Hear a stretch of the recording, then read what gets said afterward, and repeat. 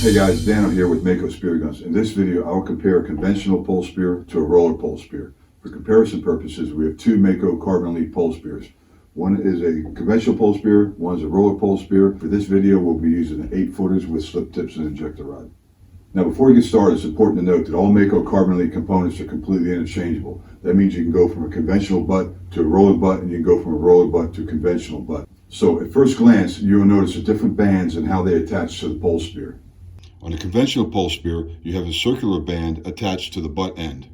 And on a roller pole spear, you have a hand strap attached to a much thicker band which is attached further up the pole spear, creating pre-tension. When pulled, the band first goes around the roller and then up to the loaded position. To convert your conventional pole spear to a roller, you remove the conventional button band, then loop the roller band onto the pole spear. You then install the roller butt and attach the band above the connector, creating pre-tension. Now let's take a look at loading. As you probably know, carbon pole spears are much lighter, faster, more accurate than aluminum pole spears, so they do flex a bit when loaded. So divers will twist their pole spears as they load. This twisting action eliminates the flexing because it evenly distributes the tension around the pole spear. Looking again at the roller pole spear, the bands are evenly distributed on both sides of the pole spear, so no twisting is needed. Now let's look at the comfort factor as it relates to loading and holding your pole spear in the loaded position. Looking here at the conventional band, the pounds per square inch of pressure between the thumb and the forefinger is magnified as the load increases. Now look at the 1-inch strap on the roller. This is much more comfortable even at full load. Now let's look at band drive as it relates to power and accuracy. Band drive is the distance the band drives the pole spear and is determined by measuring from the start to pull point to the loaded position. On this conventional pole spear, the band drive from the start to pull point to the loaded position is 41 inches. And on the roller pole spear, the band drive from the start to pull point to the loaded position is 54 inches. Now, as you can see, the longer band drive on the roller pole spear is going to deliver more power and more accuracy because it's driving the pole spear farther over a longer range. Additionally, because of the longer band drive, you're able to hold your pole spear farther back. In doing so, you'll be able to take fish from farther away. It's important to note that MAKO makes the best pole spear resting hooks for both conventional pole spears and roller pole spears. No tools are required for installing them or removing them, however, they are slightly different.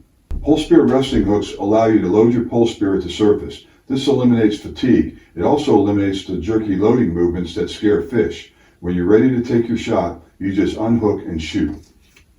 To install your resting hook on the conventional pole spear, you clip the resting hook to the stretched band and then slide over the latex keeper.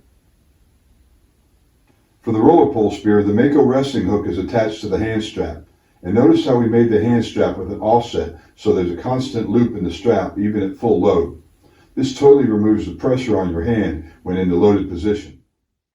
And notice how easy it is to get your hand in and out of the strap. And when you're ready to take your shot, you just unhook and shoot. One other advantage of the roller pole spear is a safety factor as it relates to connecting float lines and belt reels. Let's first look at the conventional pole spear. You could attach your float line to the butt end. However, the drag from the float line will throw off your shot. Another option is to attach your float line to the band near your hand. This will eliminate the drag from your float line, however, it causes two problems. Number one, the thinner band can break and you can lose your fish and your pole spear. And number two, more importantly, it's dangerous. If you get into a tug of war with a shark that's taking your fish, if that shark lets go, this pole spear is coming back at you. Looking again at the roller pole spear, I attach my float line to the delta clip. This is a perfect spot to attach your float line because the band is stronger and there is no drag from the float line.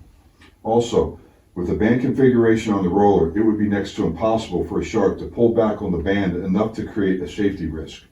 So with all this hype about the roller pole spears, you might ask, well, why go with a conventional pole spear? Well, it's simple. They've been around forever, they kill a lot of fish, and they cost less. But because MAKO Spearguns only sells direct to you, the diver, there's no dive shop markup.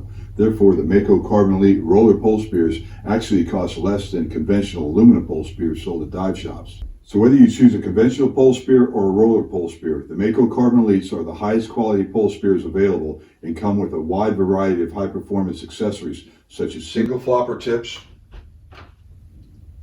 double flopper tips, 3 prongs, quick release slip tips, and spear tip protectors. We also have floats and float lines, belt reels, pole spear bags, hand pads, and level 5 cut resistant gloves. Well, thanks guys for taking time to view this. For more information on our MAKO Carbon Elite pole spears, as well as our full line of high performance spearfishing gear, please visit our website at makospearguns.com. Dive safe.